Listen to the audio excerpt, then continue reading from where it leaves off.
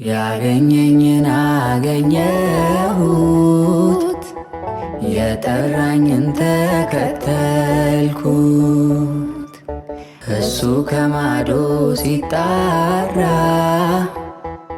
እኔ ያልቀርበው ስል ስፈራ ወንዙን ተሻግሮ መጣና በፍቅር አስያዘኝ በገና በፍቅር አስያዘኝ ምስጋና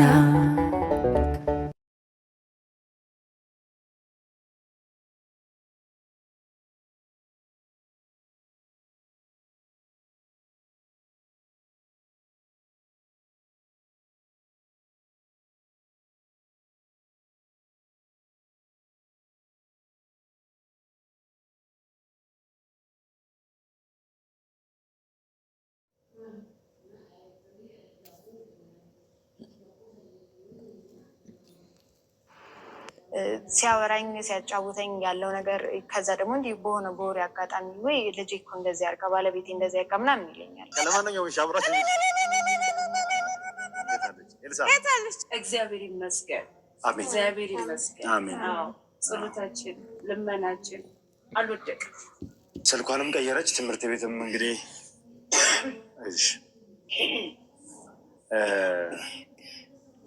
ወይም ጠልሽ ሁሉም እኮ ተስማምቶ ተነጋግሮ በአግባቡ መጠቀም የሚችልበት ሁኔታ እያለ አንዱ አንዱን ለመጣል መጀመሪያ ወረቀት ተለጥፏል። ግቢ ላይ ይገባኛል የሚል ሰው ካለ ይምጣ የሚል ወረቀት ተለጥፏል። ጋቢና ሾፌሩም ጋቢና የነበረውም ልጅ ወረዳ አስቆሙ ምናምን ነገር ሴቷ ልጅ አቅፋ ሰጠችኝ ማለት ነው። እንደ አባቴ ነው በቃ ያለው ነገር። በላሽ ጠጣሽ ትምህርት እንዴ ማንም ጠይቆኝ አያውቅም።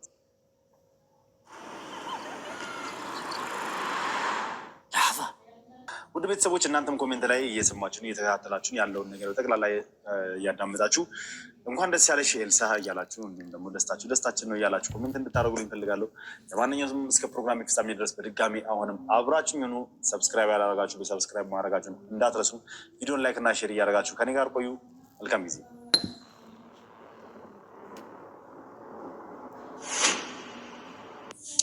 እንግዲህ በድጋሚ ምንድነው የሚባለው? እንኳን ደስ አለሽ ነው የሚባለው።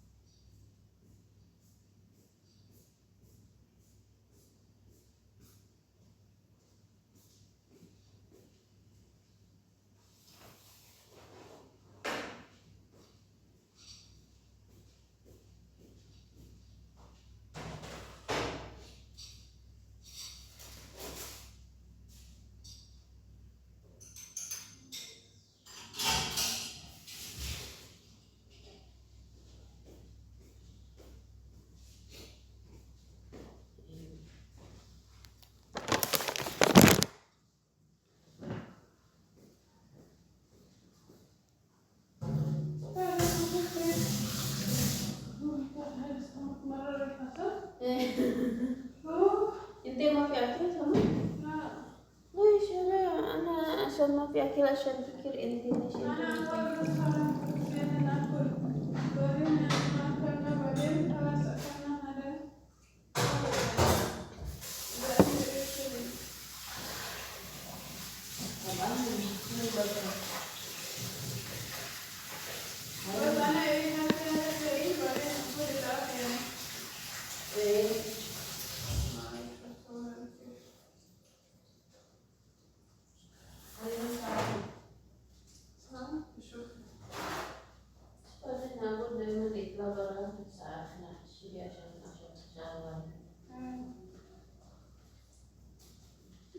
baca mungkin mah di online asalnya خلاص يعني إجازة أول هو معكم موجود بس أنا يعني قلتها مين خاتمة بعد هذا يا حلوة شو أول في إيش؟ هي إيش عشان أنا يعني ما ليش ممكن ليش ما يريد يعني؟ شو أنا يريد يعني عشان أنا أنا نقول خاتمة بعد هذا فيروس أكيد من ناس ثانية هي مثلا ما أعرف شو في هذه السنة أنا ما في ودي أنا أقول أنا ما في سوي لأنه أنا يعني في شغل على طول شغل الساعة تجي بعدين أنا أقول ما مسحت طاولة خلي شوي أحسن ما يعني 2 مرات كسر سنة صح؟ هي بتودي على طول ودي يعني اليوم على طول هنا بعدين ممكن واحد يوم شوف بس أنا ما أقدر يعني أقول لا تودي كملي هذا شغل ما أقول صار كبري بس صار أنا صار بس ما اسمع فيروس يعني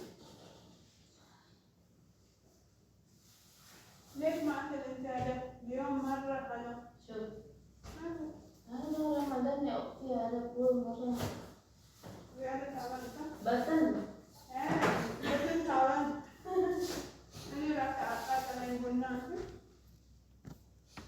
هذا مش أنت صح خدتي هذا እሷ እንዲህ ነበረች ምናምን ያው ብዙ ለማናገር እየሞከርን ነው እስቲል የሆነ ነገር ቢደረግላት የሚለው ነገር ራሱ እነሱን ግን ፍቃደኛ አይደሉም ምክንያቱም አንደኛ መጀመሪያ ወረቀት ተለጥፏል ግቢው ላይ ይገባኛል የሚል ሰው ካለ ይምጣ የሚል ወረቀት ተለጥፏል በዛ መሰረት ማንንም መጥቶ ወደ ፍርድ ቤትም ማንንም ያመለከተ የለም እኛም ይገባናል ድርሻለን ብሎ የተናገረ ሰው የለም እሷም ይሄን ነገር አላደረገችም ያውላ ፍብጥብጥ ያውላ ጭቅጭቅም ሲነሳ እሷም አለውበት ብላ ምንም ነገር እንትና ባለማለቷ እንግዲህ ፍርድ ቤት ለነሱ ወስኖላቸው ሙሉ በሙሉ ሽታው ተካፍለውታል ማለት ነው እና ይሄ ነገር ደግሞ እሷን ጎርቷታል ምንም ነገር ማድረግም አንችልም አሁን ላይ ምንድነው ያው ከዛ በኋላ እንግዲህ ከኔ ጋር ተቀራረብን አወራን ምናምን ነገር ታሪኳ በጣም ያሳዝናል ምክንያቱም እቺ ልጅ መውደቂያ የላትም መሄጃ የላትም ሌላ ታላቅ ታናሽ እህት ወንድም የሚባል ነገር የላትም ስለዚህ አውላላ ሜዳ ላይ መውደቋ ነበር ከዛ ቀጥታ ምንድነው ነበር እስኪ ያደረግሽ ወዴት ነበር ሄድሽው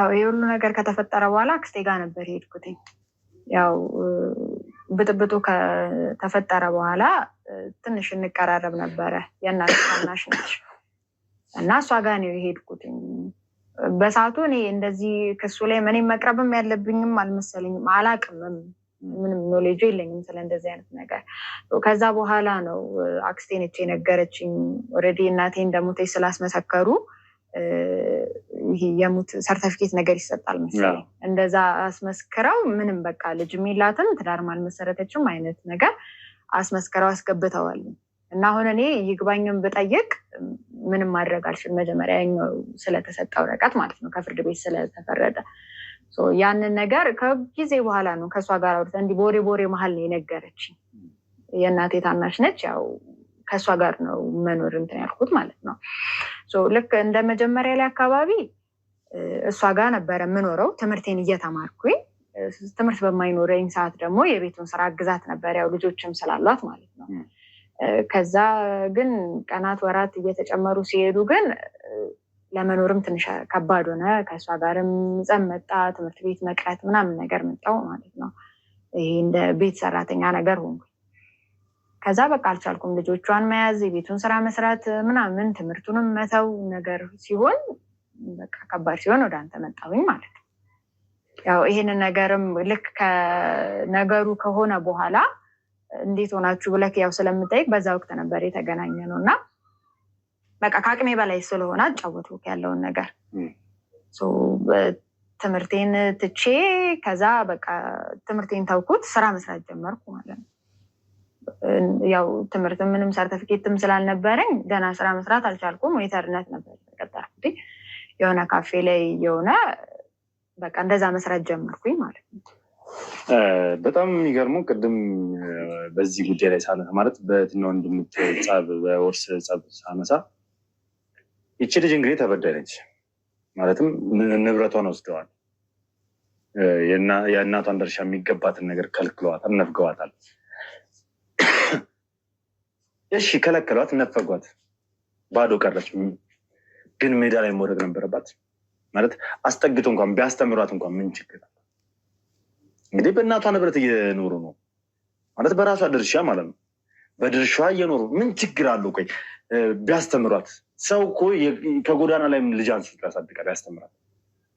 ሰው አቅም የደከመን ሰው ልጆቹን ተቀብሎ ላሳደግላችሁ ብሎ ያሳድጋል። እንዴት የእህትን ልጅ አውጥታችሁ ልጥሉ ትችላላችሁ? እንዴት እንደ ሰራተኛ ልቆጥሩ ትችላላችሁ? ሲጀምር ይሄ የሰብአዊ አስተሳሰብ አይደለም፣ የሆነ ከሰብአዊነት የወጣ ነው። እንደዚህ የሚያደርጉም ሰዎች እኮ ፈጣሪ ጋር ይሄዳሉ፣ ቤተክርስቲያን ይሄዳሉ፣ መስጂድ ይሄዳሉ። እንደዚህ እያደረጉ ሰውን እየገፉ በደል እየፈጸሙ እዛ ጋር ሄደን ማረን ብለን መተን እዚህ ጋር ድጋሜ ሌላ ሰው ብንጎዳ ከሆነ ሌላ ጥፋት የምናጠፋ ከሆነ ድጋሜ ማረን ብለን መተን አሁንም እዚህ ጋር መተን ሌላ ሰው ላይ በደል የምናደርስ ከሆነ እንዴት ነው ጸሎታችንስ ተቀባይነት ሊኖረው የሚችል? እንግዲህ የአክስት የሆነ ሁኔታ የእናቷ ታናሽ ነች። እንግዲህ ታላቅ እህት ማለት እኔ እኮ እርግጠኛ ነኝ ተንከባክባ እንደ ታናሽ እህቷን ተንከባክባ ምናምን በፍቅር አሳድጋት ሊሆን ይችላል። እህቴ ተባብለው ነበር ያደጉት። ግን የእሷን አንድ ልጅ ደግሞ 2-3 ሆነው በዝተው ምናምን የሚያስቸግሩ ቢሆን ኦኬሽ በተወደደ ኑሮ ምናምን ብለን እንትን ልንል እንችላለን። ያ ራሱ አይከብድም እኮ ቤት ያፈራውን ለቤት የሚዘጋጀውን ተካፍሎ ተቋርሶ መብላት ነው። በእንተ ስማ ለማርያም ወይም ደግሞ ስለ እግዚአብሔር ሲባል እኮ ከቤት ቁራሽ እንጀራ ማውጣት እንሰጣለን አይደል? ታዲያ አንድ የእህትን ልጅ ማሳደግ ምን ይከብዳል? አንድ የእህትን ልጅ ማስተማር ምናቸውም አይነካም። ልጅቷ የምትማር የመንግስት ትምህርት ቤት ነው። እንግዲህ ዩኒፎርም አይጠየቁ። እንደዛ ሆኖ መልካምነት በልባቸው ስለሌለ ክፋትና ስግብግብነት ብቻ ስለሆነ በውስጣቸው ያለው እንግዲህ ይቺ ልጅ ጎዳና ላይ እንድትወጣ ነበር ሊያደርጓት የነበሩ። ማለትም የቤት ሰራተኛ የምትሆኝ ከሆነ የቤት ሰራተኛችን ትሆኛለሽ፣ ያውም ያለ ደሞዝ፣ አለበለዚያ ደግሞ የፈለግሽበት መግባት ትችላለሽ ነው የተባለች። ከበላሽ ከጠጣሽ ካደርሽ ምን ፈለግሽ ነው።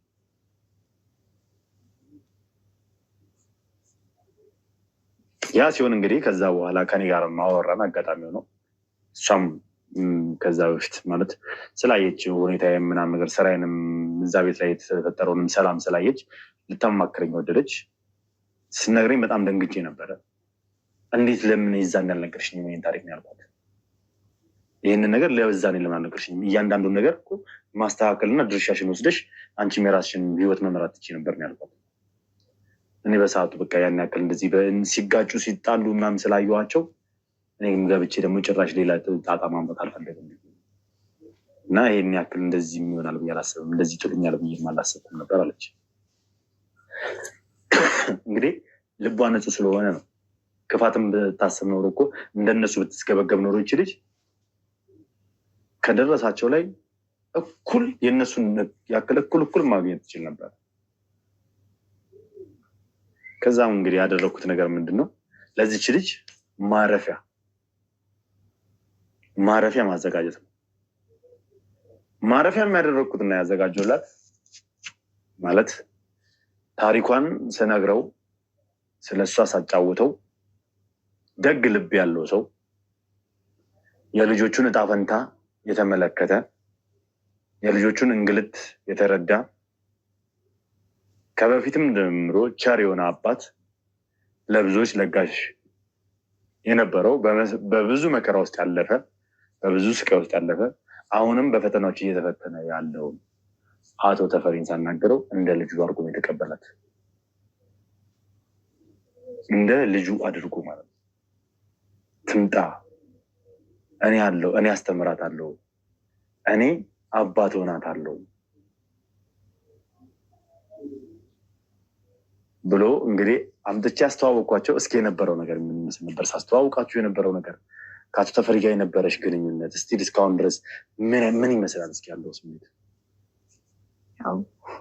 ቆንጆ ነው። ልክ ታሪኩን ለአንተ እንዳጫወትኩክ ነው።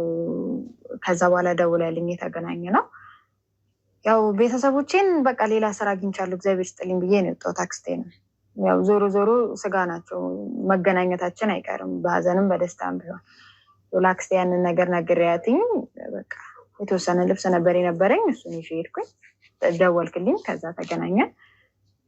አቶ ተፈሪ በጣም መልካም ሰው ነው።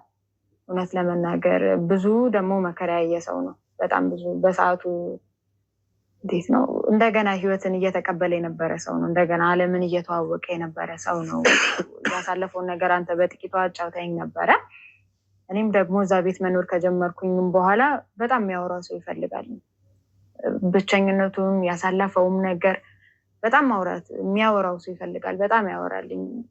እውነት ለመናገር በጣም ምስኪን ሰው ነው። ሲያወራኝ ሲያጫውተኝ ያለው ነገር ከዛ ደግሞ እንዲህ በሆነ በወሬ አጋጣሚ ወይ ልጄ እኮ እንደዚህ አድርጋ ባለቤቴ እንደዚህ አድርጋ ምናምን ይለኛል እና የሚያወራው ነገር በቃ የሆነ እንደ አባቴም መሰለኝ። አባቴ እናቴን ከማግኘቱ በፊት እንደዚህ አይነት ላይፍ ውስጥ ነበር። ብቻውን የሆነ ቤተሰቦቹን ያጣ ምናምን ነበር እና እንዲህ በአጋጣሚዎች ምናምን ሲያወራኝ በጣም የሚያሳዝን ሰው ነው፣ የተጎዳ ሰው ነው እና እኔም እንደ አባቴ አድርጌ ነው የቀረብኩትኝ። ያለው ነገር ደስ ይላልኝ። ትምህርቴንም እንድቀጥል ሆነ የማታ አድርጌ ቀን እሱንም ሰፖርት እያደረኩኝም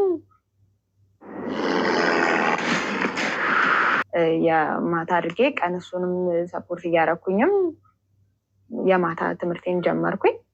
ያለው ነገር አሪፍ ነው። እንክብካቤው ምናምን ይመስላል? እስኪ ኑሮ ማለት እዛ ከነበርሽበት እና አሁን ተፈሪ ጋር ካለሽበት ሁኔታ አንጻር ስታዩ ምን ይመስላል? እውነት ለመናገር እኔ ቤተሰብ ፍቅር አላውቅም። እናቴንም አባቴንም በቅጡ ሳላጣጥመው ነው ያለፉትኝ። ገና እኔ ነፍስ እያወቅሁ ያለ ሰዓት ነው ያጣኋቸው እና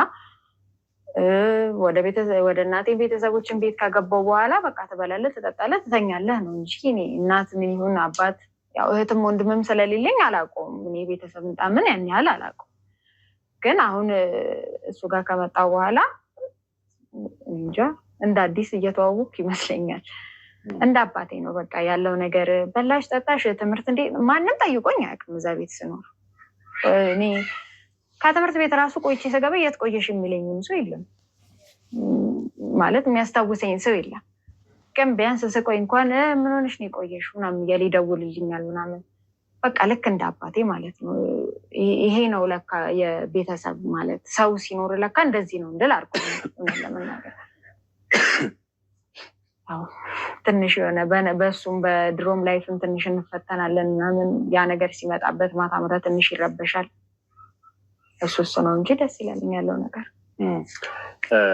ያው እንግዲህ ከአቶ ተፈሪ ጋር መኖር በጣም ደስ የሚልም ነው። ምክንያቱም እንግዲህ እሱም ብቻውን በነበረ ሰዓት ነው ያገኛት፣ ልጁ አድርጎ የተቀበላት።